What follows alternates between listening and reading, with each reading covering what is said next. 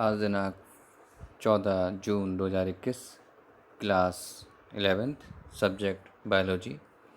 Lesson number 1 हमारा चल रहा है। इसका नाम है लिविंग वर्ल्ड, सजीव जगत। इसमें आज का हमारा टॉपिक है टैक्सोनॉमिकल एड्स।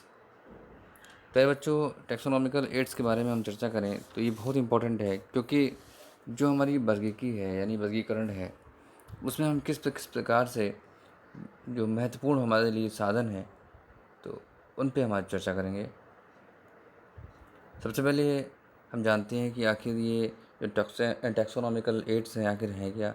देखिए, जीवों की पहचान के लिए संसाधित प्रयोगशाला तथा विभिन्न वर्ग की सहायता साधनों यानी कि टैक्सोनॉमिकल एड्स की आवश्यकता होती है। इनका उपयोग करके जीवों को पहचाना जा सकता है, यानी संसार में जितने भी जीव जो ऑर्गेनिज्म हैं, ठीक है, जितने भी जीव हैं उनका एक आइडेंटिफिकेशन होना आवश्यक है। क्योंकि मैंने आपको बताया था लगभग 25 लाख से ज़्यादा प्रजातियाँ हैं और उनको क्लासिफाइड करना या उनको डिटरमाइन करना बहुत कठिन कार्य है।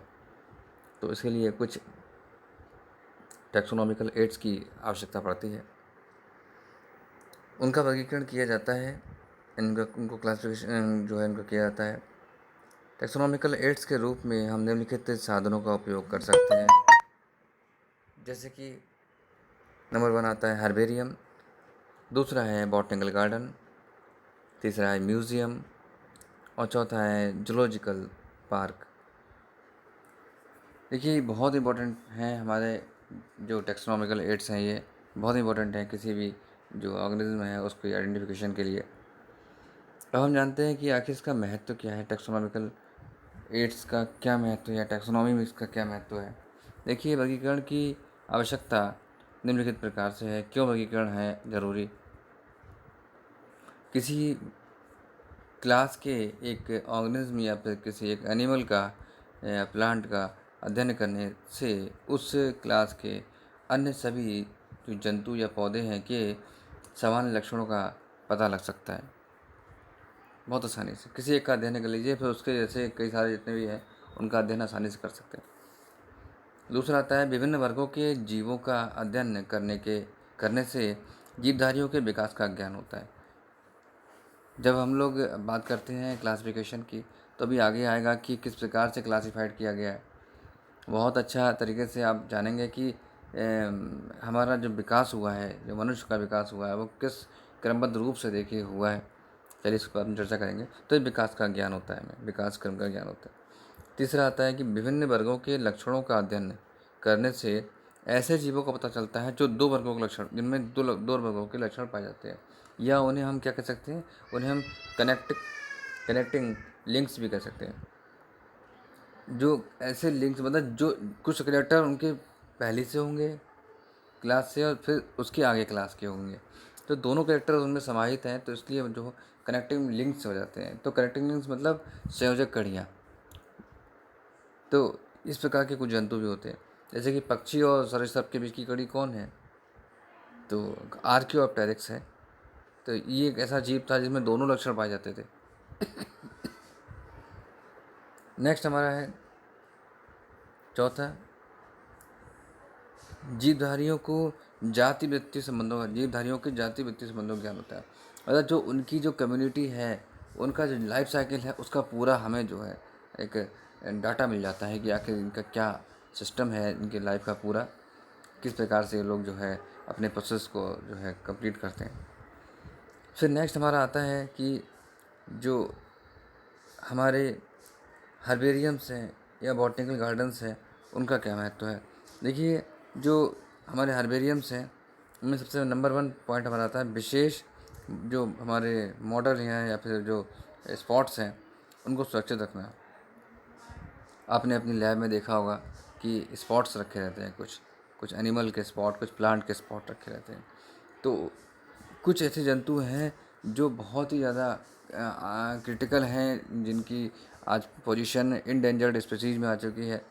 तो उनको सिक्योर करने के लिए या उनके डेड एनिमल्स को अपने साथ रखने के लिए कि उनके ऊपर उनकी जाति को उसकी जानकारी प्राप्त करने के लिए हम उसको म्यूज़ियम में इस प्रकार रखवाते हैं। ऐसे प्रतिदर्श यानी कि ऐसे जो मॉडल्स हो या फिर स्पोर्ट्स जिनकी व्याख्या के लिए के आधार पर जातियों के नाम दिए जाते हैं, टाइप यानी कि जो स्पोर्ट्स कहलाते हैं, इनको जो हर्बेरियम्स के रूप में सोच के रखा जाता है। अगला है पौधों को पहचानने में। देखिए, हर्बेरियम की सहायता से पौधों को पहचानने में सहायता मिलती है। नेक्स्ट है जो अन्वेषण यानी कि जो है हमारा उसका थीसिस जो है उसकी है उसके क्षेत्र में। देखिए, पादप वर्ग की या आकार की वितरण आदि के संबंध में जो पादपालयों में से जानकारी प्राप्त होती है, यानी कि कहने का मतलब है हर्बेरियम से जानकारी प्राप्त होती है, वो बहुत इंपॉर्टेंट होती है। हर्बेरियम के द्वारा विलुप्त हो रही जातियों के विषय में भी सूचना प्राप्त होती है। जैसा कि मैंने आपको बताया कि जो कुछ ऐसी स्पीसीज है जो इंडेंजर्ड में आ गई हैं या आज नहीं है, जैसे कि डोडो एक पक्षी है, तो आज वो नहीं है संसार में कहीं भी। लास्ट डोडो जो है सन 1990 के आसपास देखा गया था, 2000 के आसपास। इस 10 साल के बीच में डोडो ख़त्म हो गया, डोडो लास्ट था। उसके बाद हम बात करते हैं, चौथा है ट्रेनिंग देने की सुविधा भी है इसमें जो हर्बेरियम के लिए। विश्व के अनेक हर्बेरियम्स में हर्बेरियम के निर्माण में इच्छुक जो व्यक्ति होते हैं या म्यूज़ियम के लिए इच्छुक व्यक्ति जो होते हैं, उनको प्रशिक्षण देने का कार्य भी होता है। नेक्स्ट हमारा पॉइंट आता है, किसी भौगोलिक क्षेत्र में जो पौधों की जो रिकॉर्ड्स, जो इनका स्थायी लेखा है यानी कि इनका जो रिकॉर्ड्स है उसको रखना, ठीक है, ये भी एक जो है हर्बेरियम का कार्य होता है। देखिए, इसमें बॉटनिकल गार्डन्स हैं या हर्बेरियम्स हैं, ये बहुत इंपॉर्टेंट है, दोनों ही कार्य करते हैं। उसके बाद है जैव संग्रहालय का महत्व क्या है। ये जो म्यूज़ियम्स हैं उनका क्या महत्व है। देखिए, जैव संग्रहालय में देखिए जैव क्या होता है, तो दोनों ही होंगे इसमें, ठीक है, इसमें एनिमल और प्लांट दोनों ही है, ठीक है। उसके बाद इसमें है कि जो म्यूज़ियम्स में जो प्रिजर्व्ड एनिमल्स और प्लांट का संग्रह, यानी कि जो उनको कलेक्ट करके जीवधारियों के अध्ययन में सहायक होता है ये म्यूज़ियम। जंतुओं तथा पौधों के प्रतिदर्श यानी कि मॉडल्स, यानी कि जो उनके जो स्पॉट्स हैं के इन संग्रह के द्वारा जीवधारियों की संरचना और आभासीय प्रवृत्ति का ज्ञान होता है। जो उनका स्ट्रक्चर है वो किस टाइप का है, और उसके बाद जो उनका जो लाइफ साइकिल है वो किस प्रकार से अपना लाइफ साइकिल कंप्लीट करते हैं, उसका ज्ञान करते हैं हम लोग। किस हैबिटेट में रहते हैं उसकी जानकारी भी हो जाती है। अगला है कि जो बॉटनिकल गार्डन्स हैं उसमें जो म्यूज़ियम्स हैं उसमें के द्वारा शैवाल हैं या एल्गी है या फंजाई है, ब्रायोफाइट्स हैं, टेरिडोफाइट्स हैं और एंजियोस्पर्म्स हैं या जिम्नोस्पर्म्स हैं, इनके भागों का अध्ययन यानी कि उनको कलेक्ट किया जाता है और उनको हम उनका अध्ययन करते हैं, क्योंकि इन पौधों को जो है हम हर्बेरियम में नहीं कर सकते, तो इसलिए हम इसको म्यूज़ियम में जो है कलेक्ट करके रख लेते हैं। उसके बाद है संग्रहालयों यानी कि म्यूज़ियम्स में जंतु और पौधों के जो स्पॉट्स हैं उनको पहचान कर आइडेंटिफाई करके उनको लेबल करके रखते हैं। प्रत्येक स्पॉट पर जीवधारी के वैज्ञानिक नाम। अब ये वैज्ञानिक नाम क्या होता है इसके बारे में हम चर्चा आगे करेंगे, बहुत इंपॉर्टेंट टॉपिक रहेगा जब इस पर हम बात करेंगे। तो इनका जो साइंटिफिक नेम होता है क्यों होता है इस बारे में चर्चा करेंगे, साइंटिफिक नेम आखिर होता क्यों है। अंग्रेजी नाम यानी जो जैसे कॉमन इंग्लिश नाम होता है वो, और जो सामान्य नाम जो यानी हिंदी में जो है तो हिंदी नाम लिखा होता है। तो म्यूज़ियम बनाने का मुख्य उद्देश्य जो होता है वो क्लासिफिकेशन का अध्ययन करना, मतलब स्टडी करना, उनको टैक्सोनॉमी का पूरा कंप्लीट हमें डाटा रिकॉर्ड रखते हैं हम हेतु जो स्पॉट के विषय में सूचनाओं को एकत्र करना होता है। नेक्स्ट है कि जैव विविधता यानी कि संरक्षण, यानी कि बायोडाइवर्सिटी कंजर्वेशन में जो बॉटनिकल गार्डन्स हैं उनका क्या रोल है।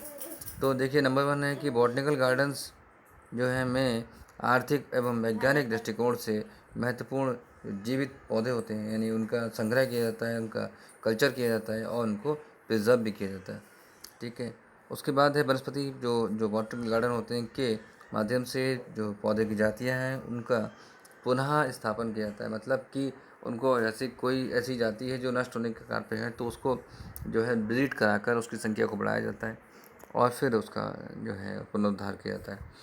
सेकंड आता है कि विभिन्न क्षेत्रों में संबंधित फ्लोरा की जानकारी, फ्लोरा और फोना। देखिए, फोना मीन्स होता है प्लांट्स और फ्लोरा मीन्स होता है एनिमल्स, ठीक है। तो फ्लोरा की जो जानकारी प्रदान करने में ये अन्वेषण केंद्र यानी रिसर्च सेंटर होते हैं, के रूप में कार्य करते हैं। तीसरा आता है हमारा विलुप्त हो रही जो दुर्लभ प्रजातियाँ या फिर संकटग्रस्त पौधे की जातियाँ होती हैं के संरक्षण में जो है बॉटनिकल गार्डन्स बहुत इंपॉर्टेंट होते हैं। उसके बाद है शहरों में विकसित बॉटनिकल गार्डन्स वातावरण को स्वच्छ बनाए रखने में सहायक होते हैं। तो ये बहुत इम्पोर्टेंट है कि जो है हमारा जो शहरी क्षेत्र है वो भी सेफ रहता है। यहाँ मैंने बात करी थी अभी फ्लोरा और फौना की, तो मैं आपको बता, सॉरी मैं यहाँ पे बोल गया था कि फौना जो है प्लांट्स होते हैं, और देखिए फौना मीन्स होता है मतलब एनिमल्स और फ्लोरा मीन्स होते हैं प्लांट्स। तो यहाँ बात अगर प्लांट्स की हो रही तो प्लांट्स की बात करेंगे, ठीक है। तो फ्लोरा हमारा प्लांट्स में, ठीक है। नेक्स्ट हमारा टॉपिक आता है कि जैव विविधता संरक्षण में जो जूलॉजिकल पार्क्स हैं उनकी क्या मतलब इम्पोर्टेंस है। देखिए जो बायोडाइवर्सिटी का कंजर्वेशन हो रहा है तो उनको हम किस प्रकार से, देखिए जो जूलॉजिकल पार्क्स में जो वन्य प्राणियों को यानी कि जो वाइल्ड लाइफ जो एनिमल्स हैं उनको रखा जाता है।